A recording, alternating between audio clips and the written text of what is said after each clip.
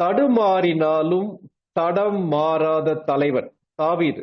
இதான் நம்ம படிக்கக்கூடிய தலைப்பு. தடம் மாறி போன தலைவனாகிய சவுலுடைய வாழ்க்கையை குறித்து 15 வாரங்கள் படித்தோம். படிக்கும் போது அநேக காரியங்களை கர்த்தர் நமக்கு உணர்த்தினார். அப்போ அடுத்து தாவீதுடைய வாழ்க்கையை படிக்கும் போது தாவீதுடைய வாழ்க்கையிலேயும் தடுமாற்றங்கள் இருந்தது, வீழ்ச்சி இருந்தது. ஆனால் அதன் மத்தியில வெற்றி இருந்தது. ஆகவே நம்முடைய பலவீனங்கள் மத்தியில நம்மை பலப்படுத்தக்கூடிய கர்த்தர், நம்முடைய வீழ்ச்சியின் மத்தியிலே நம்மை தூக்கிவிடக்கூடிய கர்த்தர், நம்மை அப்படியே தள்ளிவிடக்கூடிய கர்த்தர் அல்ல. தாவீது வீழ்ந்த உடனே அப்படியே தள்ளிவிடவில்லை. தாவீதை மன்னித்தார், தாவீதுக்கு வாய்ப்பு கொடுத்தார், தாவீதை அவருடைய உன்னத திட்டத்தை நிறைவேற்றுவதற்கு பயன்படுத்தினார். ஆகவே தேவனுடைய திட்டத்திலே மறு வாய்ப்பு உண்டு, தேவனுடைய திட்டத்திலே கிருபை உண்டு. கேட்டிருக்க அருமையான சகோதர சகோதரிகளே, தாவீது ராஜாவுடைய வாழ்க்கையை குறித்து படிக்கும் போது இது நம்மை உற்சாகப்படுத்தட்டும். கடந்த கால வாழ்க்கையின் தோல்விகளையே யோசித்துக் கொண்டிராதபடிக்கு, ஆண்டவரே ஒரு புதிய ஆரம்பத்தை என்னுடைய வாழ்க்கையிலே தாரும். தாவீது எங்களை போல பாடுள்ள மனுஷனாய் இருந்த போதும் உண்மை பின்பற்றின மாதிரி நாங்களும் பின்பற்ற எங்களுக்கு கிருபை தாரும் என்று ஜெபிக்க வேண்டியது மிக மிக முக்கியம். தாவீதுடைய வாழ்க்கையில் நம்ம என்ன படிக்க ஆரம்பித்தோம்? தாவீது தேவனால் தெரிந்து கொள்ளப்பட்டவன். ஏன் தேவன் தாவீதை தெரிந்து கொண்டார்? தாவீதுடைய இருதயம் தேவனுக்கு ஏற்ற விதத்தில் இருந்தது. தேவன் என்ன எதிர்பார்க்கிறாரோ அதை அப்படியே யோசிக்கக்கூடிய விதத்துல, செய்யக்கூடிய விதத்துல தாவீதுடைய வாழ்க்கை இருந்தது. ஆகவே நம்முடைய இதயத்தை பார்க்கக்கூடிய கர்த்தர், வெளியே இல்ல உள்ளத்தை பார்க்கக்கூடிய கர்த்தர் அவருடைய திட்டங்களை நிறைவேற்ற முடியும். அடுத்து நம்ம படிச்சோம், சிறப்பானவன், எல்லாவற்றையும் சிறப்பாக செய்யக்கூடியவன், தேவனோடு இருந்தவன். ஆகவே தேவன் அப்படிப்பட்ட ஒரு மனிதனை எடுத்து அவருடைய திட்டங்களை நிறைவேற்றினார். சரி, இன்றைக்கு நம்ம தொடர்ந்து படிக்க போறோம். தேவன் தெரிந்து கொள்ளுகிறவர் மட்டுமல்ல, தேவன் மனிதர்களை ஆயத்தப்படுத்தக்கூடியவர்.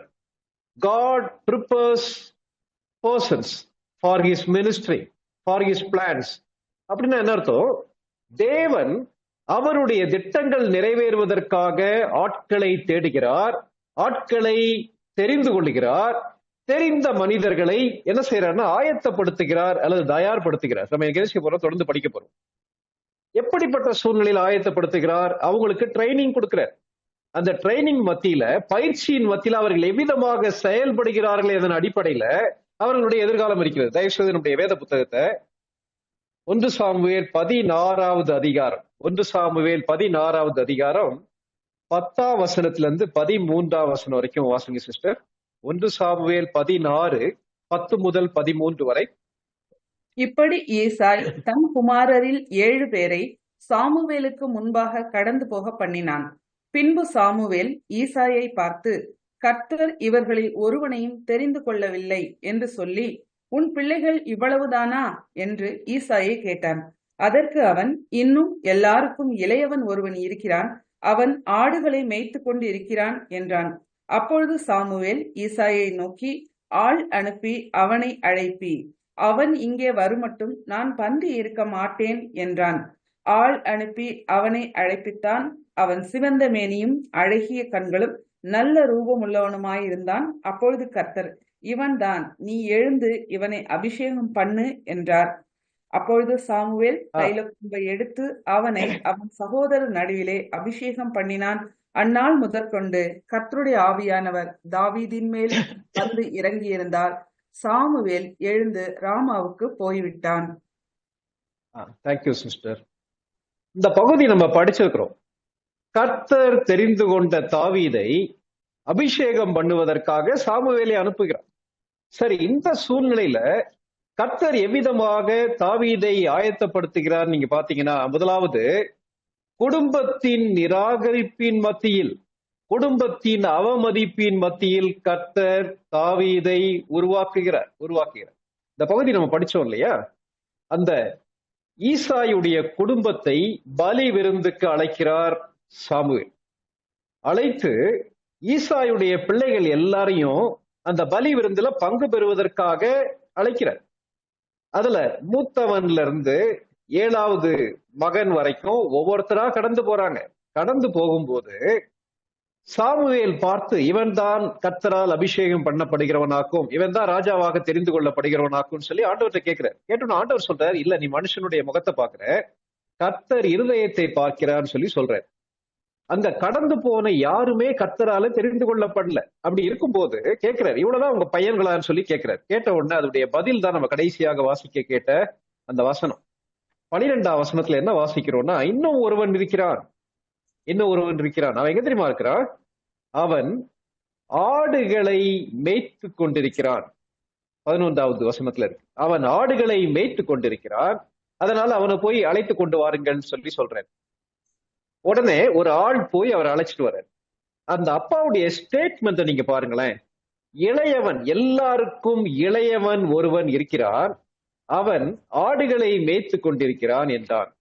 அதாவது ஒரு தேவனுடைய மனிதர் இவ்விதமாக எழுதுகிறார், இந்த விருந்துக்கு ஆட்டு மந்தையிலே இருக்கக்கூடிய தாவீதை அவனுடைய தகப்பனார் அழைக்கவில்லை. காரணம், தகப்பனாருடைய பார்வையில, அண்ணன்மார்களுடைய பார்வையில தாவீது அவமதிக்கப்பட்டார். தாவீது குடும்பத்திலே நிராகரிக்கப்பட்டார். கேட்டிருக்க அருமையான சகோதர சகோதரிகளே, நம்முடைய வாழ்க்கையில அடிக்கடி நம்ம கேட்கக்கூடிய கேள்வி என்னன்னா, என்னுடைய குடும்பத்திலே நான் யாரை அதிகமாக நேசிக்கிறேனோ, யாரை மதிக்கிறேனோ, யாருக்காக உழைக்கிறேனோ, அவர்கள் அநேக நேரங்கள்ல என்னை புரிந்து கொள்ளவில்லை. அவர்கள் எனக்கு கொடுக்க வேண்டிய கனத்தையும் மரியாதையும் கொடுக்கவில்லை.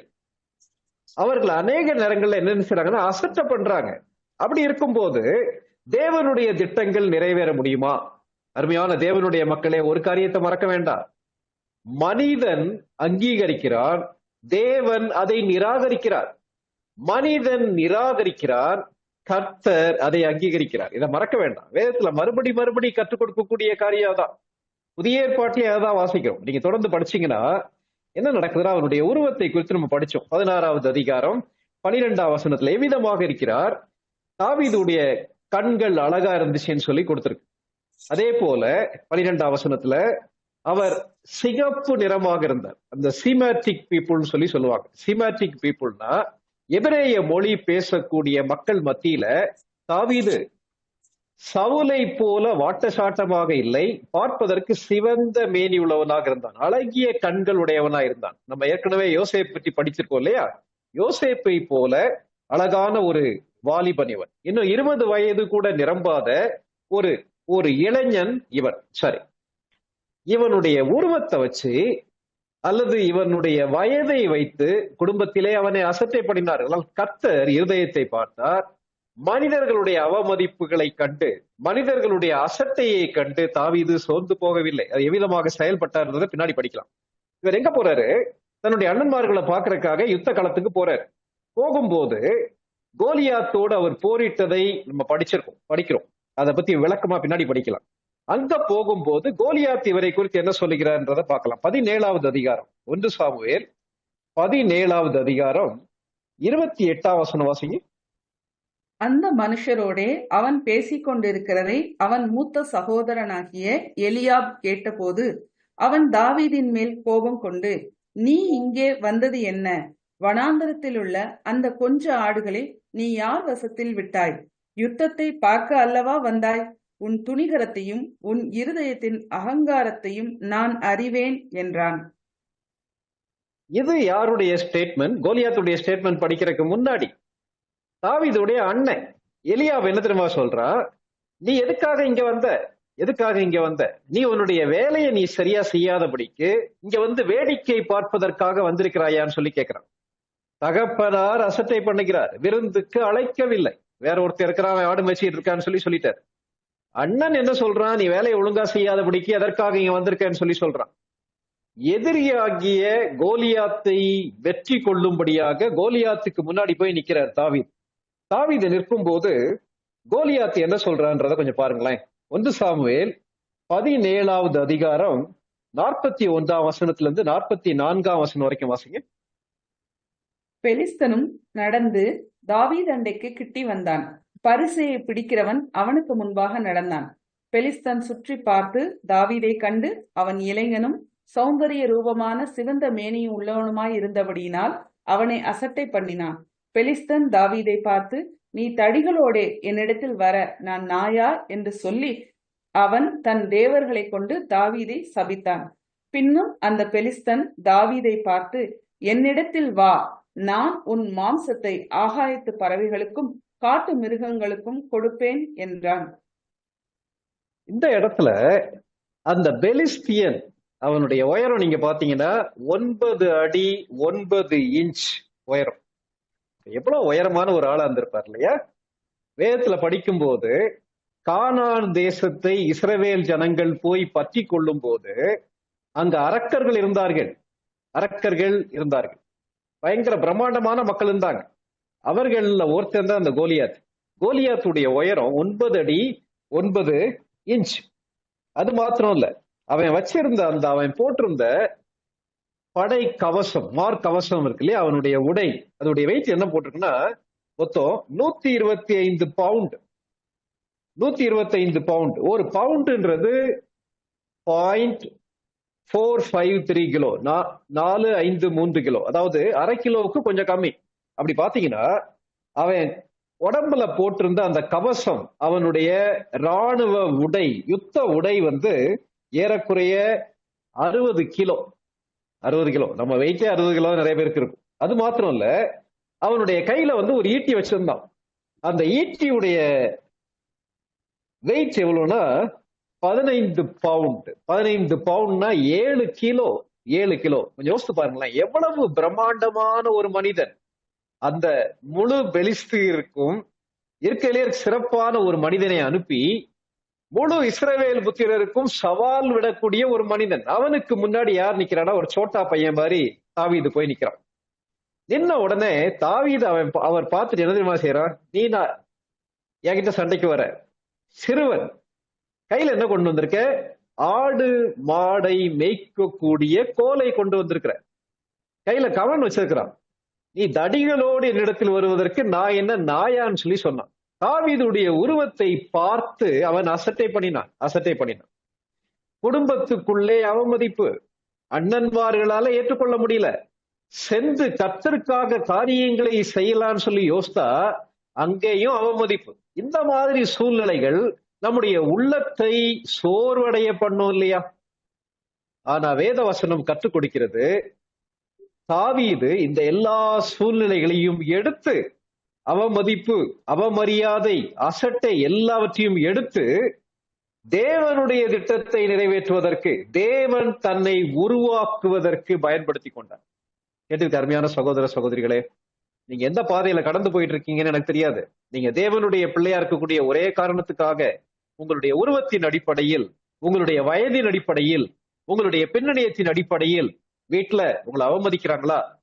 எப்படி யோசேப்புடைய சகோதரர்கள் யோசேப்பை நேசிக்கவில்லையோ, யோசேப்பை பகைத்தார்களோ, அவிதமாக பகைக்கிறார்ல, பகையை பற்றி பின்னாடி படிக்கலாம். அந்த சூழ்நிலையை கண்டு சோர்ந்து போக வேண்டிய அவசியம் இல்லை. தேவன் இந்த குடும்பத்திலே எதற்காக என்னை வைத்திருக்கிறார், இந்த குடும்பத்திலே அவர் என்னை வைத்து உருவாக்குகிறார். கேட்டீர்கள் அருமையான சகோதர சகோதரிகளே, குடும்பத்துக்குள்ள சில நேரங்கள்ல நமக்கு கிடைக்க வேண்டிய அடிப்படை தேவைகள் சந்திக்கப்படாது. அநேக வாலிப சகோதரிகள் கேட்கக்கூடிய காரியம், நான் ஏன் இந்த குடும்பத்துல பிறந்தேன், என்னுடைய வீட்டுல அடிப்படையாக கிடைக்கக்கூடிய உணவு எனக்கு கிடைக்கவில்லை, உடை கிடைக்கவில்லை, சரியான பராமரிப்பு கிடைக்கவில்லை. சில வீடுகள்ல அப்பா இல்ல, சில வீடுகள்ல அம்மா இல்ல, சில வீடுகள்ல பிள்ளையை விசாரிப்பதற்கு ஆட்கள் யாருமே இல்லை. அப்படிப்பட்ட குடும்பத்துல நான் ஏன் பிறந்தேன் நீங்க கேட்பீங்களானா, கர்த்தர் குடும்பங்களிலே அவருடைய தலைவர்களை உருவாக்குகிறார். எந்த சூழ்நிலையில உருவாக்குகிறார்? அவர்களுடைய வெற்றியின் அடிப்படையில மாத்திரம் இல்ல, தோல்வியின் மத்தியில், வேதனைகள் மத்தியில், அவமதிப்பின் மத்தியில், மக்களுடைய அசட்டை மத்தியில் கர்த்தர் எடுத்து உருவாக்குகிறார். ஆனா நம்ம அதை எவ்விதமாக எடுத்துக்கொள்கிறோம் என்பது மிக மிக முக்கியம். வாழ்க்கையில எதிர்மறையான காரியங்கள் நம்மை நோக்கி வரும்போது, மக்கள் நம்மை அசட்டை பண்ணும் போது, மக்கள் அவமதிக்கும் போது, பொதுவாக நம்முடைய தன்மை என்ன தெரியுமா? அதற்கு பதிலாக நாமும் அவர்களுக்கு மரியாதை கொடுக்காதபடிக்கு, அவர்களுக்கு அடங்காதபடிக்கு, எதிர்த்து இருக்கக்கூடிய ஒரு தன்மை அல்லது வாழ்க்கையே கசப்பாக மாறுவதற்கு வாய்ப்பு உண்டு. இங்க யாராவது அப்படி உட்கார்ந்துருக்கோமா? தாவீது அவ்விதமாக மாறல. அந்த சூழ்நிலையை ஏற்றுக்கொண்டார், அந்த சூழ்நிலை மத்தியில் செயல்பட்டார். சரி, எவ்விதமாக செயல்பட்டார்? குடும்பத்தின் நிராகரிப்பின் மத்தியில எவ்விதமாக செயல்பட்டார்? தாவீது என்ன தெரியுமா செய்யறாரு? குடும்பத்தின் நிராகரிப்பின் மத்தியில், மக்களுடைய அசட்டை மத்தியில் தேவன் கையிலே கொடுத்த பொறுப்பை பயன்படுத்தி கொண்டார். குடும்பத்தின் நிராகரிப்பின் மத்தியில் தேவன் தன்னுடைய கையில் கொடுத்த பொறுப்பை அவர் பயன்படுத்தி கொண்டார். சரி, எவ்விதமாக அவர் பயன்படுத்தி கொண்டார் நம்ம தொடர்ந்து என்ன செய்யலாம், படிக்கலாம். எத்தனாவது அதிகாரம்? 1 சாமுவேல் 17வது அதிகாரம். 1 சாமுவேல் 17வது அதிகாரம் 15ஆம் வசனம் வாசிங்க. தாவீது சவுலை விட்டு திரும்பி போய் பெத்லெஹேமில் இருக்கிற தன் தகப்பனுடைய ஆடுகளை மேய்த்து கொண்டிருந்தான். இந்த வசனம் சொல்லுது, தாவீது சவுல் கிட்ட போய் சவுலை சுகமாக்குவதற்காக அந்த சுரமண்டலத்தை வாசித்து முடிச்சுட்டு அங்கிருந்து எங்க போயிட்டாரு? தன்னுடைய ஊருக்கு போயிட்டாரு. ஊருக்கு போய் பெத்லெஹேமிலே போய் தன்னுடைய தகப்பனுடைய ஆடுகளை அவன் மேய்த்து கொண்டிருந்தான். 16வது அதிகாரம் 11ஆம் வசனம் வாசிங்க. 16, 11. உன் பிள்ளைகள் இவ்வளவுதானா என்று ஈசாயை கேட்டான். அதற்கு அவன், இன்னும் எல்லாருக்கும் இளையவன் ஒருவன் இருக்கிறான், அவன் ஆடுகளை மேய்த்து கொண்டு இருக்கிறான் என்றான். அப்பொழுது சாமுவேல் ஈசாயை நோக்கி, ஆள் அனுப்பி அவனை அழைப்பி, அவன் இங்கே வருமட்டும் நான் பந்தியிருக்க மாட்டேன் என்றான். இந்த இடத்துல தகப்பனார் அவனுக்கு கொடுக்கக்கூடிய காரியம், அவனுக்கு கொடுக்கக்கூடிய அடைமொழி, ஒரு சின்ன பையன் இருக்கான், கடைசி பையன் அவன் தான். அவன் என்ன பண்றான்னா ஆடுகளை மேய்த்து கொண்டிருக்கிறான், ஆடுகளை மேய்த்து கொண்டிருக்கிறான். வாட்ட சாட்டமாக இருக்கக்கூடிய மூத்த அண்ணன்மார்கள் எங்க இருக்கிறாங்க? 3 பேரும் பெலிஸ்தியருக்கு எதிராக போரிடக்கூடிய சவுலுடைய படை தளத்துல, அந்த படையில முக்கியமான பொறுப்புகள்ல இருக்கிறாங்க. ஆனால் இளையவன் ஆகிய தாவீது எதுக்கு அனுப்புறாங்கன்னா ஆடு மேய்க்கிறக்கா அனுப்புறாங்க, ஆடு மேய்க்கிறக்கா அனுப்புறாங்க. அப்ப நம்ம ஒரு கேள்வி எழுப்பலாம். என்ன கேள்வி? ஆடு மேய்ப்பு ஆடு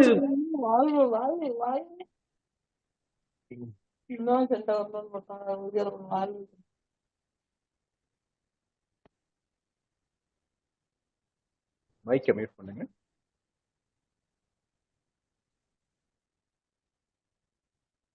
அதாவது தகப்பனார் தாவீதை குறித்து சொல்லும் போது இளையவன் ஒருவன் இருக்கிறான், 8வது பையன். அவன் என்ன செய்யறான்? ஆடுகளை மேய்த்து கொண்டிருக்கிறான். நம்ம இதை பத்தி ஏற்கனவே படிச்சிட்டோம். 1 நாளாகமத்துல சொல்லக்கூடிய வம்ச வரலாறுக்கும் 1 சாமுவேல்ல சொல்லக்கூடிய வம்ச வரலாறுக்கும் குடும்பத்துல உள்ள வரிசைக்கும் வித்தியாசம் இருக்கா? வித்தியாசம் இல்ல. ஏற்கனவே ஒரு சகோதரி சொன்னீங்க, புதிய மொழிபெயர்ப்புல மாத்திட்டாங்க. 8 பிள்ளைகள்ன்றது 2 பகுதியிலே வருது. பழைய மொழிபெயர்ப்புல 7 பிள்ளைகள் ஒரு இடத்துலயும் 8 பிள்ளைகள் சொல்லி ஒரு இடத்துலயும் வரும். இங்க என்ன சொல்றாரு தகப்பன் சொல்லும் போது, இவன் ஆடுகளை மேய்த்து கொண்டிருக்கிறான். ஒரு கேள்வி, என்ன கேள்வி? அரசாள போகக்கூடிய ஒரு மனிதன் ஆடுகளை ஏன் மேய்க்க வேண்டும்? நான் ஏற்கனவே சொன்னேன், கர்த்தர் அவருடைய பிள்ளைகளை அவருடைய திட்டங்கள் நிறைவேறுவதற்காக உருவாக்குகிறார். குடும்பத்துல உருவாக்குகிறார், குடும்பத்தின் அவமதிப்பின் மத்தியில உருவாக்குகிறார். அந்த அவமதிப்பின் மத்தியிலையும் தாவீது சோர்ந்து போறார். 2வது, தாவீதுக்கு கையில தேவன் கொடுத்த பொறுப்புகள்ல இருந்து அவர் உருவாக்குகிறார். என்ன பொறுப்பை கர்த்தர் கொடுத்தார்? போய் அந்த மிலிட்டரியில, அந்த ராணுவத்துல சண்டை போடுன்னு சொல்லி கொடுக்கல. என்ன வேலை பார்த்துட்டு இருந்தார் தாவீது? எல்லாருக்கும் சண்டை போடுறதுக்கு வாய்ப்பு கிடைச்சிச்சு. ஆனா தாவீது, குட்டி பையனாகிய தாவீதுக்கு ஆடுகளை மேய்க்கக்கூடிய பொறுப்பு கொடுத்திருந்தார். ஏன் தாவீது ஆடுகளை மேய்க்க வேண்டும்? நல்ல கேள்வி இல்லையா? வேதாகமத்துல நீங்க படிச்சு பார்க்கும்போது மேய்ப்பன்ற வார்த்தை வேதாகமத்துல அரசாட்சி செய்கிறவர்களுக்கு பயன்படுத்தப்பட்டிருக்கிறது. ஏன்? மேய்ப்பனாக பயிற்சியை கர்த்தர் கொடுக்கிறார். மாடுகளை என்ன செய்யணும்னா ஓட்டிக்கொண்டு போக வேண்டும். ஆனால் ஆடுகளை முன்னாலே இருந்து வழி நடத்தி செல்ல வேண்டும். இதான் வேதாகமம் கற்றுக் கொடுக்கக்கூடிய ஒரு காரியம். அப்படி இருக்கும்போது ஆடுகளை மேய்ப்பது மிகவும் கடினமான ஒரு பணி.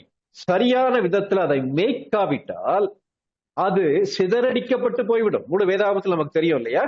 மேய்ப்பன் இல்லாவிட்டால் ஆடுகள் சிதறடிக்கப்படும், தொய்ந்து விடும், மிருகங்கள் கையில, எதிரிகளுடைய கையில கிடைத்து அது அழிந்துவிடும், அழிந்துவிடும். அப்ப மேய்ப்பனுடைய ரோல், மேய்ப்பனுடைய பங்கு மிக மிக முக்கியமான பங்கு. இந்த ஆடுகளை மேய்ப்பது மிக மிக கடினமான ஒரு பணி. அப்படி இருக்கும்போது தகப்பனார் சொல்லுகிறார், வீட்டுக்கு வெளியே ஒருத்தன் இருக்கான், விருந்து கூட அவனை கூப்பிடல, அவன் என்ன செய்யறான்னா ஆடுகளை மேய்ச்சிக்கிட்டு இருக்கான் சொல்ற. பின்னாடியும் அவன் ஆடுகளை மேய்த்து கொண்டிருந்தான்னு சொல்லி படிக்கிறோம். எங்க போன பிறகு போய் சவுலுடைய வீட்டுல அந்த இசை கருவியை வாசிக்கும் போதும் அங்கிருந்து தன்னுடைய வீட்டுக்கு போய் தகப்பனார் கொடுத்த அந்த வேலையை அவர் சின்சியரா செஞ்சுட்டு ஓகே. ஒரு சில வசனங்கள் நமக்கு வாசிக்கும் போது நீங்க இதை புரிந்து கொள்ளலாம். நேரம் இருக்கும் போது எரேமியா 23வது அதிகாரம், எசேக்கியேல் 34வது அதிகாரம் எல்லாம் படிச்சு பாருங்க. படிச்சு பாத்தீங்கன்னா ஒரு மேய்ப்பன் ஒரு தலைவனாக ஒப்பிடப்படுகிறான். அப்போ எதற்காக மேய்ப்பன் பொறுப்பை கர்த்தர் தாவீதின் கையில கொடுத்தார்? தாவீது என்ன தெரியுமா செய்யறாரு? அந்த சின்ன பொறுப்பு, கஷ்டமான பொறுப்பு, ஆனா அந்த பொறுப்பை உண்மையும் உத்தமமாக நிறைவேற்றினார். வாய்ப்புகளை பயன்படுத்தி சிறந்த ஒரு மேய்ப்பனாக அவர் செயல்பட்டார். சரி, ஒரு தேவனுடைய மனிதர் இவ்விதமாக எழுதுகிறார், தாவீதுக்கு என்ன இருதயம் இருந்துச்சு தெரியுமா? எ ஷெப்பர்டிங் ஹார்ட் இருந்துச்சுன்ற, மேய்ப்பனுக்குரிய ஒரு இதயம் இருந்தது. வாசிக்கலாமா? 2 சாமுவேல் 7வது அதிகாரம், 2 சாமுவேல் 7வது அதிகாரம் 8வது 9வது வசனங்களை வாசிங்க. இப்போதும் நீ என் தாசனாகிய தாவீதை நோக்கி, சேனைகளின் கர்த்தர் சொல்லுகிறது என்னவென்றால், நீ இஸ்ரவேல் என்கிற என் ஜனங்களுக்கு அதிபதியாய் இருக்கும்படி ஆடுகளின் பின்னே நடந்த உன்னை நான் ஆட்டு மந்தையை விட்டு எடுத்து, நீ போன எவ்விடத்திலும் உன்னோட இருந்து உன் சத்துருக்களை எல்லாம் உனக்கு முன்பாக நிர்மூலமாக்கி, பூமியில் இருக்கிற பெரியோர்களின் நாமத்திற்கு ஒத்த பெரிய நாமத்தை உனக்கு உண்டாக்கினேன். இந்த வசனத்துல கர்த்தர் என்ன தெரியுமா சொல்லுகிறார்? தாவீது, நீ ஆடுகளுக்கு பின்னாடி போகும்போதே நான் உன்னை பார்த்துட்டு தான் இருக்கேன். சாமுவேல் சென்று ஈசாயின் குமாரரில் ஒருவனாகிய தாவீதை அபிஷேகம் பண்ண உடனே தாவீது உடனே நேர போய் ராஜாவா மாறல. 10 வருஷம் கழிச்சுதான் ராஜாவாக மாறுகிறார். பப்ளிக்கா அவர் அபிஷேகம் பண்றதை பத்தி பின்னாடி 2 சாமுவேல்ல நம்ம படிக்கிறோம். 2 சாமுவேல் 2வது அதிகாரத்துல படிக்கிறோம். அப்ப அது வரைக்கும் என்ன வேலை பார்த்துக்கிட்டு இருக்காரு? இங்க சவுலுக்கு கீழே தன்னுடைய வீட்டுல ஆடுகளை மேய்க்கக்கூடிய பணியை செய்து கொண்டிருக்கிறார். கர்த்தர் ஏன் இந்த ஆடு மேய்க்கக்கூடிய பொறுப்பை கொடுத்தார்? ஏன் கொடுத்தார் தெரியுமா? இந்த ஆடு மேய்க்கக்கூடிய பொறுப்பை தாவீது ஒழுங்காக செய்வாரானால் அவரை நம்பி முழு தேசத்தையும் மேய்க்கக்கூடிய பொறுப்பை நான் கொடுக்க முடியும் என்று நம்பினார். சரி, இன்னும் ஒரு சில வசனங்கள் மேய்ப்பனை பற்றி வாசிக்கலாம். 1 நாளாகமம் 21வது அதிகாரம், 1 நாளாகமம் 21வது அதிகாரம் 17ஆம் வசனம் வாசிங்க.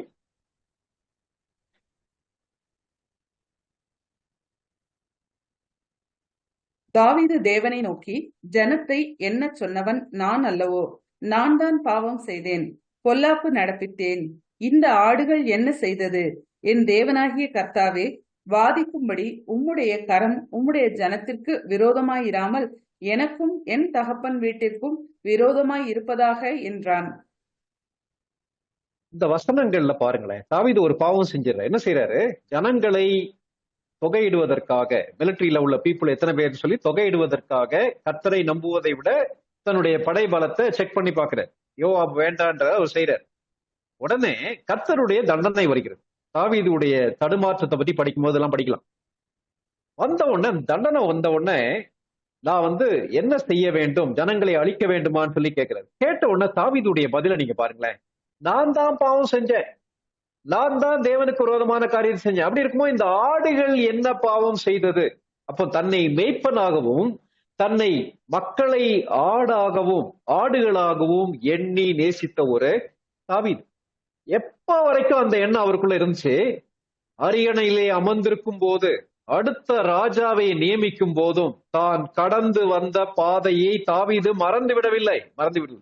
கேட்டிருக்க அருமையான சகோதர சகோதரிகளே, இன்னைக்கு நீங்க செய்து கொண்டிருக்கிற பணி சாதாரண பணியா இருக்கலாம், கர்த்தருடைய ஊழியமாக இருக்கலாம், அல்லது வேறு பொறுப்புகளா இருக்கலாம். கர்த்தர் உங்க கையில ஏன் தெரியுமா அந்த பொறுப்பை கொடுத்திருக்கார்? நம்முடைய கையில ஏன் தெரியுமா அந்த பொறுப்பை கொடுத்திருக்கிறார்? அந்த பொறுப்பை உண்மையும் உத்தமமாக நாம் செய்யும் போது கர்த்தர் நம்பி அந்த ஒரு சின்ன கூட்ட ஆடுகளை தாவீது உண்மையாக மேய்த்த போது கர்த்தர் அதை நம்பி எல்லாருக்கும் அதை அநேகருக்கு ஆசீர்வாதமாக அவர் மாற்றுவார், ஆசீர்வாதமாக மாற்றுவார். பைபிள் ஸ்டடி நடக்கும்போது யாரும் நீங்க மெசேஜ் அனுப்ப வேண்டாம், சரியா? அதனால முடிஞ்ச பிறகு உங்களுக்கு சந்தேகம் இருந்தா நீங்க தயவு செய்து கேளுங்க, ஏன்னா டிஸ்பிளேல அது டிஸ்பிளே ஆகுது. தேங்க்யூ. இந்த இடத்துல அந்த சின்ன பொறுப்பை மிகவும் உண்மையை உத்தமமாக நிறைவேற்றுகிறார். இன்னொரு இடத்துல தாவீது அவரே பாடின சங்கீதத்துல என்ன சொல்லுகிறார்ன்றதை பாருங்களேன். சங்கீதம் 78வது சங்கீதம், சங்கீதம் 78 70 முதல் 72 வரைக்கும் வாசிங்க. தம்முடைய தாசனாகிய தாவீதை தெரிந்து கொண்டு ஆட்டு தொழுவங்களிலிருந்து அவனை எடுத்தார். கரவல் ஆடுகளின் பின்னாக திரிந்த அவனை தம்முடைய ஜனமாகிய யாக்கோபையும் தம்முடைய சுதந்திரமாகிய இஸ்ரவேலையும் மேய்ப்பதற்காக அழைத்து கொண்டு வந்தார். இவன் அவர்களை தன் இருதயத்தின் உண்மையின்படியே மேய்த்து தன் கைகளின் திறமையினால் அவர்களை நடத்தினான். எவ்வளவு அழகா எழுதப்பட்டிருக்குல்ல தாவீதை பற்றி. என்ன எழுதப்பட்டிருக்கு? இருதயத்தின் உண்மையின்படி மேய்த்து, இருதயத்தின் உண்மையின்படி மேய்த்து தன் கைகளின் திறமையினால் அவர்களை நடத்தினான். ஒரு இருதயத்திலே உண்மை உள்ள இருதயம், கர்த்தருக்கு முன்பாக உண்மை உள்ள இருதயம், மக்கள் மீது கரிசனை உள்ள இருதயம், அதே போல அவர்களை நடத்துவதற்கான திறமை உள்ளவன் சிறப்பானவன் சொல்லி படிச்சோம் இல்லையா? ரெண்டு காரியங்களும் தாவீதுக்குள்ள இருந்துச்சு. இது பல்வேறு இடங்கள்ல பிரதிபலிச்சிச்சு. மறுபடியும் நம்ம 1 சாமுவேலுக்கு வரலாம். 1 சாமுவேல் 17வது அதிகாரம், 1 சாமுவேல் 17வது அதிகாரம் 18ஆம் வசனத்துல இருந்து 20ஆம் வசனம் வரைக்கும் வாசிங்க. இந்த 10 பால் கட்டிகளை 1000 பேருக்கு அதிபதியானவனிடத்தில் கொடுத்து, உன் சகோதரர் சுகமாய் இருக்கிறார்களா என்று விசாரித்து அவர்களிடத்தில் அடையாளம் வாங்கி கொண்டு வா என்றான். அப்பொழுது சவுலும் அவர்களும் இஸ்ரவேலர் எல்லாரும் ஏலா பள்ளத்தாக்கிலே பெலிஸ்தரோடு யுத்தம் பண்ணி கொண்டிருந்தார்கள். தாவீது அதிகாலையில் எழுந்து ஆடுகளை காவலாளி வசமாய் விட்டு ஈசாய் தனக்கு கற்பித்தபடியே எடுத்து கொண்டு போய் ரதங்கள் இருக்கிற இடத்திலே வந்தான். சேனைகள் அணியாய் வகுத்து நின்று யுத்தத்திற்கென்று ஆர்ப்பரித்தார்கள். என்ன நடக்குது? தகப்பனார் தாவீதை அழைக்கிறார். எங்க அழைக்கிறார்? ஆடு மேய்த்து கொண்டிருக்கிற தாவீதை அழைக்கிறார். அழைத்து என்ன தெரியுமா செய்யறாரு? கையில 10 பால் கட்டி கொடுக்கிறாரு. கொடுத்து ஒரு மரக்கால் பயிர் எடுத்துட்டு இன்னும் தன்னுடைய அண்ணன்மார்களுக்கு சாப்பாட்டுக்கு தேவையான பொருட்களை அவனுடைய கையில கொடுத்து, நீ என்ன செய்யறனா வேகமா போய் உன்னுடைய அண்ணன்மார்களுடைய நலம் விசாரித்து விட்டு அவங்க கிட்ட இருந்து செய்தி கொண்டு வா, அடையாளம் கொண்டு வான்னு சொல்லி கேட்கிறார். அடையாளம் கொண்டு வான்னு என்ன அர்த்தம்? அப்பா சொல்றாரு. எந்த அப்பா? கொஞ்சம் கூட கண்டுகொள்ளாத அப்பா. எந்த அப்பா? அவமதித்த அப்பா. எந்த அப்பா? இவரை அசட்டை பண்ணின ஒரு அப்பா. இப்போ அண்ணன்மார்களை பாக்குறக்காக அனுப்புறாரு. ஒருவேளை அந்த ஒரு டீனேஜரா இருந்தா மற்றவங்க என்ன பண்ணிருப்பாங்க? போங்கடா போங்க, சரியா, நான் இதுக்கு மட்டும் எங்க அப்பாவுக்கு நான் வேலை செய்யலுமா, நான் போய் என்னுடைய ஆடுகளை மேய்க்கிறேன்னு சொல்லி போயிருக்கலாம். ஆனா நீங்க பாருங்களேன், அந்த வசனம் எவ்வளவு அழகா எழுதப்பட்டிருக்கு. 20ஆம் வசனம். தாவீது அதிகாலையில் எழுந்தான். வேதத்துல மறுபடி வரக்கூடிய வார்த்தை, தேவன் பயன்படுத்தக்கூடிய தலைவர்கள் அதிகாலையில் எழுந்தார்கள். யோசுவா பற்றி நீங்க படிச்சு பாருங்க. அதிகாலையில் எழுந்து கர்த்தர் என்ன சொன்னாரோ அதை செய்தார்னு சொல்லி படிப்போம். மோசேயை பற்றி படிச்சு பாருங்க. மோசே அதிகாலையில் எழுந்து. ஆபிரகாம் பற்றி படிச்சு பாருங்க. படிச்சு பார்த்தோம்னா ஆபிரகாம் அதிகாலையில் எழுந்து கர்த்தருடைய சமூகத்தில் நின்ற இடத்துல போய் நின்று கொண்டிருந்தான் இருக்கு. ஏன் அதிகாலையில் எழுந்து தன்னுடைய கடமைகளை உண்மையும் உத்தமமாக செய்யக்கூடிய மக்கள். இந்த இடத்துல தன்னை அவமதித்த தகப்பனார் அண்ணன்மார்களை பார்த்து கொண்டு வர வேண்டும் சொல்லி சொன்னோன்னா தாவீது முறுமுறுக்கல. இத ஒரு வாய்ப்பா எடுத்துக்கிட்டார். அப்பா என்ன சொன்னாங்களோ அதை உண்மையும் உத்தமமாக செய்ய வேண்டும் என்பதற்காக, முழு மனதோடு செய்ய வேண்டும் என்பதற்காக அதிகாலையில் எழும்புறாரு. ரெண்டாவது என்ன பண்றாரு? ஆடுகளை காவலாளி வசமாய் விட்டு போனார். ஆட்டை அப்படியே விட்டுட்டு போல. ஏன்னா இவர் வருவதற்கு முன்பாக அந்த ஆட்டை ஓநாய்கள் சாப்பிட்டு விடலாம், அந்த ஆட்டை சிங்கம் சாப்பிட்டுடலாம், அல்லது திருடர்கள் களவாண்டு போயிடலாம், அல்லது அந்த ஆடுகள் வழி தப்பி வேற எங்கேயாவது போயிடலாம். ஆகவே தான் மேய்ப்பனாக இருக்கும்போது தான் சென்று தன்னுடைய அண்ணன்மார்களை பார்த்தும் வரும் வரை காவலாளி வசமாய் விட்டுவிட்டு ஈசாய் தனக்கு கற்பித்தபடியே அவன் கொடுத்ததெல்லாம் எடுத்து எங்க போறானா, நேர மிலிட்டரி இடத்துக்கு போறான். இன்னைக்கு நம்முடைய வாழ்க்கையில இந்த உண்மை உண்டா அருமையான சகோதர சகோதரிகளை? தேவன் எப்படி உருவாக்குகிறார் தெரியுமா? சின்ன பொறுப்பை நம்ம கையில கொடுக்கும் போது, ஆடு மேய்க்கக்கூடிய தாவீது அந்த கொஞ்சம் ஆடு, அந்த ஆட்டை சரி இதை விட்டுட்டு போறா பரவாயில்லன்னு சொல்லி யோசிக்காதபடிக்கு காவலாளி வசமாய் விட்டு அவர் போகிறார். சரி, அவங்க அண்ணன் என்ன சொல்றாங்கிறத கொஞ்சம் பாருங்களேன். 1 சாமுவேல் 17வது அதிகாரம் 28ஆம் வசனம் வாசிங்க. அந்த மனுஷரோடே அவன் பேசிக் கொண்டிருக்கிறதை அவன் மூத்த சகோதரனாகிய எலியாப் கேட்டபோது அவன் தாவீதின் மேல் கோபம் கொண்டு, நீ இங்கே வந்தது என்ன? வனாந்தரத்தில் உள்ள அந்த கொஞ்ச ஆடுகளை நீ யார் வசத்தில் விட்டாய்? யுத்தத்தை பார்க்க அல்லவா வந்தாய்? உன் துணிகரத்தையும் உன் இருதயத்தின் அகங்காரத்தையும் நான் அறிவேன் என்றான். இந்த இடத்துல அவன் அண்ணன் சொல்றான், என்ன சொல்றான்? நீ எங்க ஆடு மேய்ச்சிக்கிட்டு இருக்க? வனாந்தரத்திலே ஆடு மேய்த்த தாவீது. தேவன் தலைவர்களை எங்க தெரியுமா உருவாக்குறாரு? வனாந்தரத்துல உருவாக்குகிறார். தேவன் தலைவர்களை எங்க உருவாக்குகிறார்? ஆடு மேய்ப்பனாக இருந்து சாதாரண பணி செய்து அந்த பணியை உண்மை உத்தமமாக செய்யும் போது கர்த்தர் எடுத்து பெரிய பொறுப்புக்கு கொண்டு வர. ஏற்கனவே மோசேயுடைய வாழ்க்கையை நம்ம படிச்சிருக்கோம் இல்லையா? மோசே பார்வோனுடைய அரண்மனையிலே 40 ஆண்டுகள் பயிற்சி பெற்றோர். அந்த 40 ஆண்டுகள் அவர் பெற்ற பயிற்சியின் அடிப்படையில கர்த்தர் பெரிய ரட்சிப்பை கட்டளையிடுவார்னு சொல்லி ஒரு எகிப்தியன் ஒரு எபிரேயனை அடிக்கும் போது தன்னுடைய புய பலத்தால அவனை வெட்டி புதைச்சு போட்டுறான். யாருக்கும் தெரியாதுன்னு நினைக்கிறான். அடுத்த நாள் 2 எபிரேயர் சண்டை போடுறாங்க. அடிமைகள் 2 பேர் சண்டை போடுறாங்க. சண்டை போடும் போது அவங்க மத்தியில போய் ஏன்பா நீங்க அடிச்சுக்கிறீங்கன்னு கேட்ட உடனே, எங்கள் மீது நியாயாதிபதியாக உன்னை வைத்தவன் யாருன்னு சொல்லி கேட்கிறான். நேத்து அவங்களை கொன்ன மாதிரி, அவனை கொன்ன மாதிரி, எகிப்தியனை கொன்ன மாதிரி என்னையும் கொல்ல போறியான்னு சொல்லி அவங்க கேட்ட உடனே பயந்து போய் பார்வோன் தன்னை கொன்று விடுவான் என்று பயந்து அங்கிருந்து மீதியானிய தேசத்துக்கு ஓடி போய் விடுகிறார் இந்த உன்னதமான தலைவனாகிய மோசே. 40 ஆண்டுகள் மீதியானிய தேசத்துல என்ன வேலை செஞ்சிட்டு இருந்தா தெரியுமா? மோசே ஆடுகளை மேய்த்து கொண்டிருந்தார். எதற்காக 40 ஆண்டுகள் ஆடுகளை மேய்க்க கர்த்தர் வாய்ப்பு கொடுத்தார்?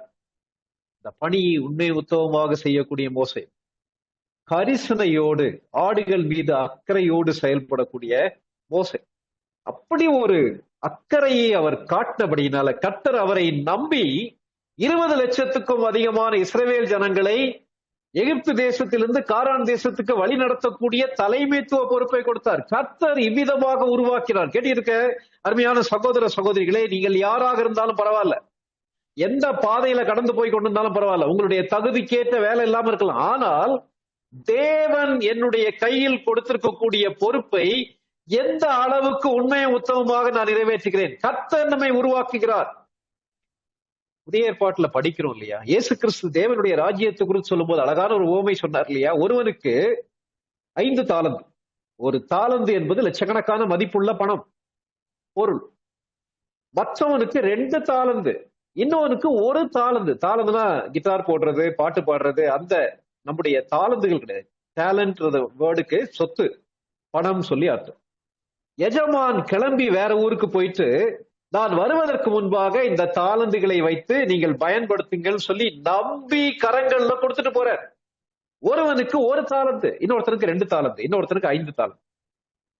அதான் நமக்கு தெரியும் இல்லையா? இயேசு கிறிஸ்து சொன்ன ஓமை உதாரணம் நமக்கு தெரியும் இல்லையா? 5 தாலந்தை வாங்கினவன் நேரத்துமா செஞ்சுதான் அதை வைத்து வியாபாரம் பண்ணி எஜமானுக்காக 5 தாலந்தை 10 தாலந்தா மாத்திட்டான். 2 தாலந்து வாங்கினவன் 2 தாலந்தை 4 தாலந்தாக மாற்றி விட்டான். கொடுத்த எஜமானுக்கு நன்றி உள்ளவனாக அதை பெருக்கினான். 1 தாலந்த வாங்கினவன் என்ன பண்ணான்னு சொல்லி படிக்கணும் இல்லையா? என்ன பண்றான் தெரியுமா? எஜமான குறை சொல்றான். அவனுக்கு 5 கொடுத்திருக்காரு, இவனுக்கு 2 கொடுத்திருக்காரு. இந்த 1 தாலந்த வச்சு என்ன செய்யற? லட்சக்கணக்கான பணம். அதை தரையிலே குழி தோண்டி புதைத்து விட்டான். எஜமான் வந்து கணக்கு கேட்கிறார்.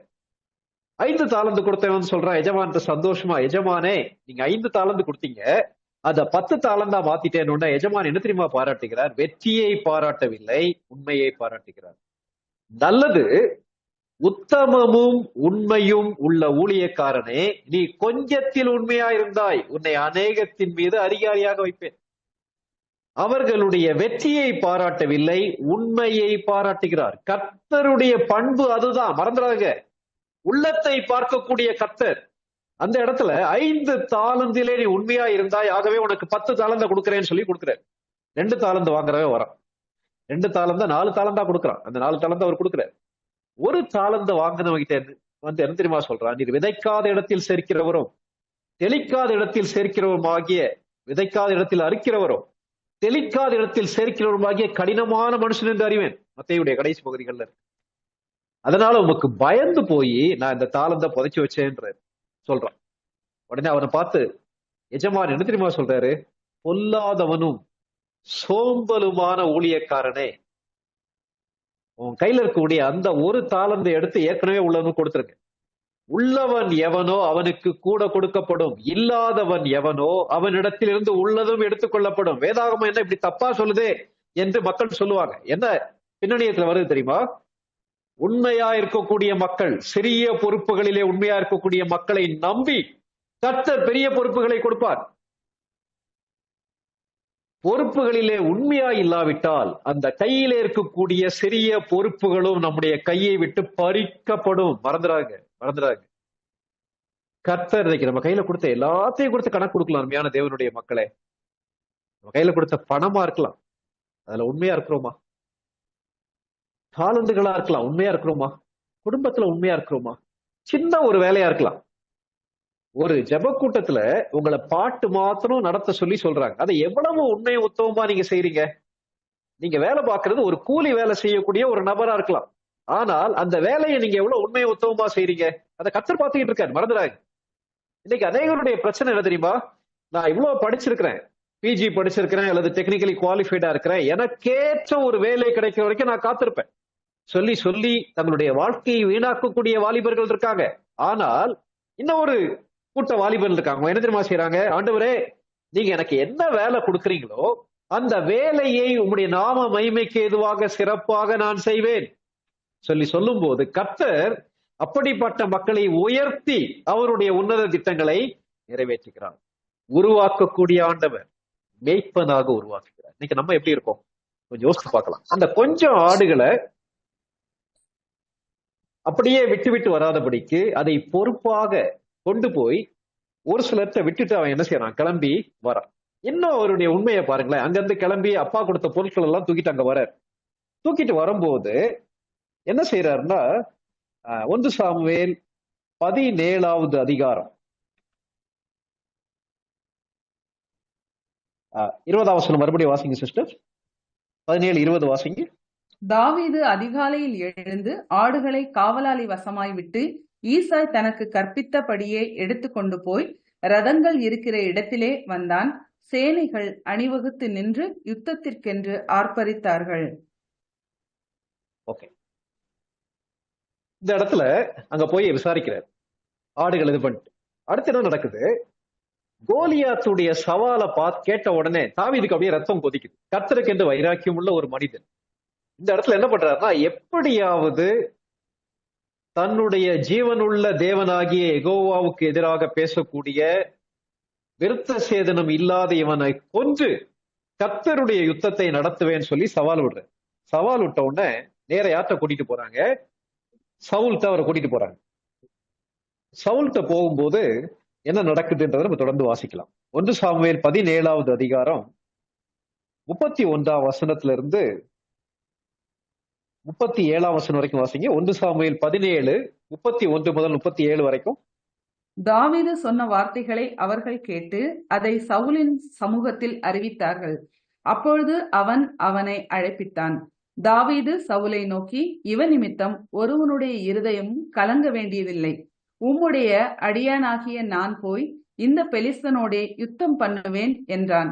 அப்பொழுது சவுல் தாவீதை நோக்கி, நீ இந்த பெலிஸ்தனோடே எதிர்த்து யுத்தம் பண்ண உன்னால் ஆகாது. நீ இளைஞன், அவனோ தன் சிறு வயது முதல் யுத்த வீரன் என்றான். தாவீது சவுலை பார்த்து, உம்முடைய அடியான் என் தகப்பனுடைய ஆடுகளை மேய்த்து கொண்டிருக்கிற போது ஒரு விசை ஒரு சிங்கமும் ஒரு விசை ஒரு கரடியும் வந்து மந்தையில் இருக்கிற ஒரு ஆட்டை பிடித்து கொண்டது. நான் அதை தொடர்ந்து போய் அதை அடித்து அதை அதன் வாய்க்கு தப்புவித்தேன். அது என் மேல் பாய்ந்த போது நான் அதன் தாடியை பிடித்து அதை அடித்து கொன்று போட்டேன். அந்த சிங்கத்தையும் அந்த கரடையையும் உம்முடைய அடியானாகிய நான் கொன்றேன். விருத்த சேதனமில்லாத இந்த பெலிஸ்தனும் அவைகளில் ஒன்றை போல இருப்பான். அவன் ஜீவனுள்ள தேவனுடைய சேனைகளை நிந்தித்தானே என்றான். பின்னும் தாவீது, என்னை சிங்கத்தின் கைக்கும் கரடியின் கைக்கும் தப்புவித்த கர்த்தர் இந்த பெலிஸ்தனுடைய கைக்கும் தப்புவிப்பார் என்றான்.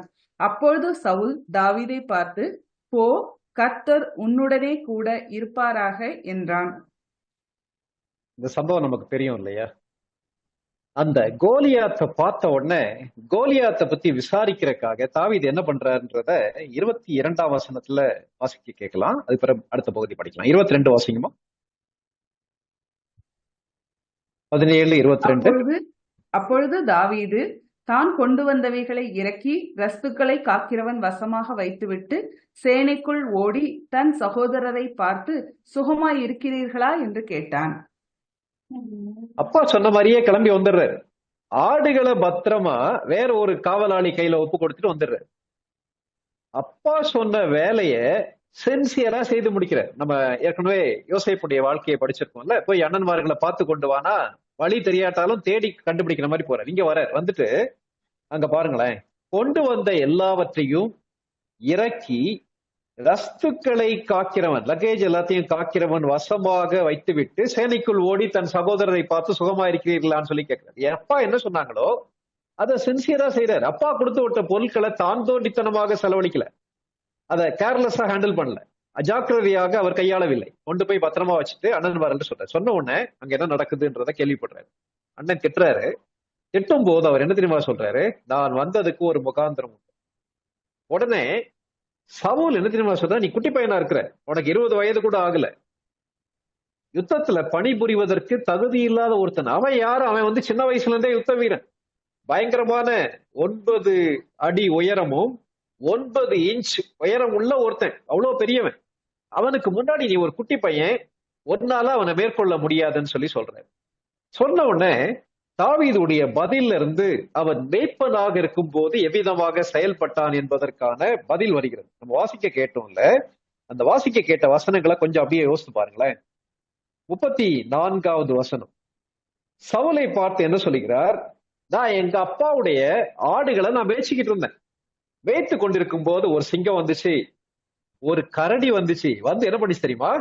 மந்தையில இருக்கக்கூடிய ஒரு ஆட்டை பிடிச்சிட்டு போயிடுச்சு. இந்த ஆட்டை பிடித்த உடனே 2 ஆப்ஷன் இருக்கு. ஒண்ணு என்ன தெரியுமா? சரி, ஒரு ஆடு தானே, போனா போட்டோம், சரி அது சிங்கத்துக்கு சாப்பாடா போயிட்டோம் அல்லது கரடிக்கு சாப்பாடா போயிட்டோம்னு சொல்லி அவர் என்ன செய்யல? விட்டுவிடவில்லை, விட்டுவிடவில்லை. பின்னாடி இயேசு கிறிஸ்து பேசும்போது சொல்றாரு இல்லையா, மேய்ப்பனாய் இராதவன் கூலிக்கு வேலை செய்கிறவன் ஆடுகளை விட்டு விட்டு ஓடி போகிறான். ஆடுகளை பத்தி அவனுக்கு அக்கறை கிடையாது. ஆனால் மேய்ப்பனோ ஆடுகளுக்காக தன் ஜீவனை கொடுக்கிறான்னு சொல்லி ஆண்டவர் தெளிவா டீடைல்டா அவர் பின்னாடி சொல்றாரு இல்லையா. யோவான் 10வது அதிகாரத்துல அதை பத்தி வாசிக்கணும். முதல் 18 வசனங்கள்ல வாசிக்கணும். அதே மாதிரி யோவான் 21வது அதிகாரத்தம் 15வது வசனத்துல இருந்து 19வது வசனம் வரைக்கும் வாசிக்கணும். 1 பேதுரு 5வது அதிகாரத்துல வாசிக்கிறோம். இந்த இடத்துல என்ன தெரியுமா சொல்றாரு? சிங்கம் வந்துச்சு, கரடி வந்துச்சு, ஒரு ஆடை பிடிச்சிட்டு போயிடுச்சு. பிடித்து கொண்டு போன உடனே நான் என்ன தெரியுமா பண்ணேன்? 35வது வசனத்தை பாருங்களேன். நான் அதுக்கு பின்னாடியே போய், அந்த கரடிக்கும் சிங்கத்துக்கும் பின்னாடியே போய் அதை அடித்து அதை அதன் வாய்க்கு தப்புவித்தேன். நான் என்ன பண்ண தெரியுமா? அந்த கரடியை சிங்கத்தை அப்படியே விட்டுறல, பின்னாடி போய் அதை அடிச்சு அந்த ஆட்டை நான் காப்பாற்றினேன். ஆட்டை நான் காப்பாற்றினேன். யோசித்து பாருங்க அருமையான தேவனுடைய மக்களே. நான் கையில இருந்த கொஞ்சம் ஆடு, அந்த ஆட்டை சிங்கமும் கரடியும் கவ்விக்கொண்டு செல்லும் போது கண்டுகொள்ளாமல் இருக்கவில்லை தாவீது. தன்னுடைய உயிரை பணயம் வைத்து சிங்கத்தையும் கரடியும் அவர் என்ன செய்யறார்? போய் சண்டையை போடுறார். அப்போ நீங்க பாருங்களேன், அப்போ அது என்ன பண்ணுச்சு? அது என்மேல் பாய்ந்த போது, 35ஆம் வசனம், அது என்மேல் பாய்ந்த போது நான் அதன் தாடியை பிடித்து, நான் சிங்கத்துக்கு அந்த தாடி எல்லாம் இருக்கும்ல, முடி இருக்கும், அதை பிடிச்சு அதை என்ன செஞ்சேன்னா அடிச்சு நான் கொண்டு போட்டேன். சொல்லிட்டு அடுத்த வசனம் மிக மிக முக்கியமானது. 36ஆம் வசனத்தை பாருங்க. அந்த சிங்கத்தையும் அந்த கரடியையும் உம்முடைய அடியானாகிய நான் கொண்டேன். அப்படி இருக்கும்போது விருத்த சேதனம் இல்லாத இவனை கொல்வது எம்மாத்திரம்? 37ஆம் வசனம் நான் வாசிக்கிறேன். என்னை சிங்கத்தின் கைக்கும் கரடியின் கைக்கும் தப்புவித்த கர்த்தர் இந்த பெலிஸ்தனுடைய கைக்கும் தப்புவிப்பார் என்றான். உடனே சவுல் சொல்றார், நீ போ, கர்த்தர் உன்னோடு இருப்பாராக.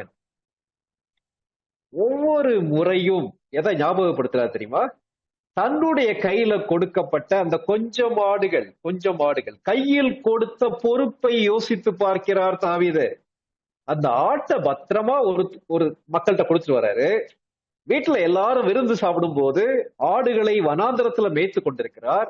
அண்ணன்மார்களை பாக்குறதுக்கு மற்றவங்க கையில பொறுப்பா கொடுத்துட்டு இங்க வந்துடுறாரு. இங்க தன்னுடைய வாழ்க்கையின் அனுபவத்தை சொல்லும் போது, ஒரு கரடி வந்துச்சு, ஒரு சிங்கம் வந்துச்சு, அது ஒரு ஆட்டை கவிட்டு போயிடுச்சு. அதனுடைய வாயிலிருந்து நான் அதை பாதுகாப்பதற்காக என்னுடைய உயிரை பணையும் வைத்து அதை அடித்து கொண்டேன். அன்றைக்கு உதவி செய்த அதே கர்த்தர் இந்த விருத்த சேதனம் இல்லாத கோலியாத்தை கொல்வதற்கு எனக்கு உதவி செய்வார்னு சொல்லி சொல்றார். வாழ்க்கையின் சூழ்நிலைகள்ல உருவாக்கக்கூடிய கர்த்தர் அந்த வாழ்க்கையின் சூழ்நிலைகள்ல தன்னுடைய பொறுப்பிலே உண்மையாக இருந்தபடியினால தாவீதின் விசுவாசம் பலப்பட்டது. கேட்டிருக்க அருமையான சகோதர சகோதரிகளே, கர்த்தர் நம்மை உருவாக்கி கொண்டிருக்கிறார். மறக்க வேண்டாம். கசப்பான அனுபவமா இருக்கலாம், நிராகரிப்பா இருக்கலாம், உலகத்துடைய பார்வைக்கு அற்பமான பணியா இருக்கலாம், குடும்பத்துல பாரபட்சமா இருக்கலாம். எதுவாக இருந்தாலும் சரி, கர்த்தர் அவருடைய உன்னதமான திட்டத்தை நம்முடைய வாழ்க்கையில் நிறைவேற்றுவார். அதுக்கு நம்ம செய்ய வேண்டிய காரியம் என்ன தெரியுமா? ஆண்டவரே, நீங்க எதிர்பார்க்கிற மாதிரி எல்லா சூழ்நிலைகளையும் பொறுமையாக ஏற்றுக்கொள்ள எனக்கு கிருபை தாரும். மனிதர்கள் என்னை அவமதிக்கலாம், மனிதர்கள் என்னை அங்கீகரிக்காமல் இருக்கலாம், ஆனால் நீர் என்னை அங்கீகரிக்கிறீர் ஆண்டவரே. எனக்குன்னு ஒரு திட்டம் வைத்திருக்கிறேன், பொறுமையாக காத்திருக்க எனக்கு கிருபை தாரும். ஜெபம் பண்ணுவோமா? 2வது, என் கையில கொடுத்திருக்கிற பொறுப்பை உண்மையும் உத்தவமாக செய்வது. ஆடுகள் பின்னாலே சென்ற தாவீதை கர்த்தர் எடுத்து அரசாட்சி செய்வதற்கு உயர்த்தினதற்கு காரணம் அந்த கொஞ்சம் ஆடுகளை கவனமாக காத்துக்கொண்டார். நம்ம வாழ்க்கையில உண்மை உண்டா? கரிசனை உண்டா? சிறிய வேலையோ பெரிய வேலையோ அது முக்கியம் இல்ல. சிறிய பொறுப்போ பெரிய பொறுப்போ முக்கியம் இல்ல. நீங்க எந்த பாதையில கடந்து போனாலும் சரி, கர்த்தர் பார்த்து கொண்டே இருக்கிறார். என்னுடைய கையிலே கொடுத்ததை குறித்து கர்த்தர் கணக்கு கேட்பார். இன்னைக்கு ராத்திரி நம்மை பார்த்து உண்மையும் உத்தமம் உள்ள ஊழியக்காரன் சொல்லி கர்த்தர் சொல்ல முடியுமா? உருவாக்கி கொண்டிருக்கக்கூடிய கர்த்தருக்கு தாவீது விட்டு கொடுத்தபடியினாலே அவனை செதுக்கி தலைவனாக உருவாக்கினார். இப்படிப்பட்ட கிருபையை தேவன் நமக்கு கொடுக்கத்தக்கதாக தலைகளை தாழ்த்தி கண்களை மூடி ஜெபம் பண்ணலாம். சற்று அமைதியாக நம்முடைய இருதயத்தை ஆராய்ந்து பார்க்கலாம். ஏன் இந்த அவமரியாதை? ஒருவனுக்கு அவனுடைய வீட்டாரே சத்துருன்னு சொல்லி ஆண்டவர் சொல்லிவிட்டார். இயேசு கிறிஸ்துவுக்கே அவருடைய வீட்டுல மரியாதை இல்லை. இயேசு கிறிஸ்துவே அவருடைய தாயார் புரிந்து கொள்ளவில்லை, சகோதர சகோதரிகள் புரிந்து கொள்ளவில்லை. அவர் மதி மயங்கி இருக்கிறார், அவரை பிடிச்சிட்டு போலான்னு சொல்லி யோசித்தாங்க. ஆனால் இந்த சூழ்நிலையில் மத்தியிலேயும் பிதாவின் சித்தத்தை இயேசு கிறிஸ்து நிறைவேற்றி முடித்தார். ஆண்டவரே, என்னுடைய குடும்ப சூழ்நிலை இப்படி இருக்கு ஆண்டவரே, நமக்கு தான் தெரியும். ஆனா இந்த சூழ்நிலையில் மத்தியிலேயும் பொறுமையாக இருந்து நீர் எனக்கு கற்றுக் கொடுக்கக்கூடிய பாடங்களை கற்றுக்கொள்ள கிருபை தாரும். ஜெபம் பண்ணுமா? தேவன் கொடுத்த பொறுப்பு. என்ன பொறுப்பு கொடுத்தார்? நேர அரசாட்சியை கையில கொடுக்கல, ஆடுகளை கொடுத்தார். இந்த ஆடைகளை உண்மையும் உத்தவமாக மேய்ப்பனுடைய இதயத்தோடு உயிரை கொடுத்து காப்பாற்றி மேய்த்த தாவீதை எடுத்து கர்த்தர் முழு ராஜ்யத்தையும் கொடுத்தார். அன்புள்ள ஆண்டவரே, அருமையான நாளின் தாவீதின் வாழ்க்கையை குறித்து நாங்கள் மறுபடியும் பார்க்க உதவி செய்தீர், அதற்காக ஸ்தோத்திரம். ஆண்டவரே, உலக தோற்றத்திற்கு முன்பாகவே நீர் எங்களை தெரிந்து கொண்டிருக்கிறேன். ஒரு உன்னதமான நோக்கத்தோடு எங்களை உருவாக்கி கொண்டிருக்கிறீர் ஆண்டவரே.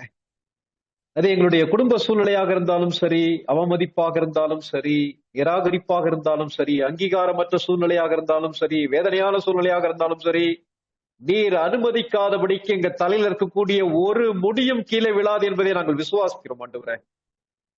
ஆண்டவரே, அநேக நேரங்கள்ல குடும்பத்தின் சூழ்நிலைகளை பார்த்து, வாழ்க்கையின் எதிர்மறையான சூழ்நிலையை பார்த்து நாங்க சோர்ந்துடுறோம். ஆண்டவரே, எங்களை பலப்படுத்தும்.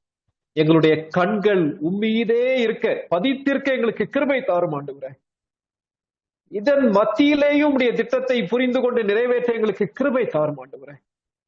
ஆண்டவரே, தாவீதிடத்துல காணப்பட்ட அந்த உண்மையையும் உத்தமத்தையும் கரிசனையும் எங்களுக்கு தாங்க ஆண்டவரே. என் கையில என்ன பொறுப்பை நீங்க கொடுத்தாலும், உலக பிரகாரமான பொறுப்போ, ஊழிய பொறுப்போ, ஆவிக்குரிய பொறுப்போ எதுவாக இருந்தாலும், உண்மையுள்ள இதயத்தோடு, கைகளின் திறமையோடு சிறப்பாக அதை செய்து முடிக்க நீர் எங்களை நம்பக்கூடிய விதத்துல உண்மையுள்ள மக்களாக வாழ்ந்துவிட எங்கள் ஒவ்வொருவருக்கு நீர் கிருபை தாரும். நீர் எங்களை உருவாக்கும் போது அதற்கு நாங்கள் விட்டுக் கொடுக்க, உம்முடைய செதுக்குதலுக்கு இணங்காதபடிக்கு எங்களுடைய வாழ்க்கையில சிறந்த காரியங்களை இழந்து விடாதபடி எங்களை காத்துக்கொள்ளும். இந்த ஐக்கியத்துல வந்திருக்கிற ஒவ்வொருவரின் ஆசீர்வதியும் இயேசுவின் நாமத்தில் வேண்டிக் கொள்கிறோம் பரமபிதாவே.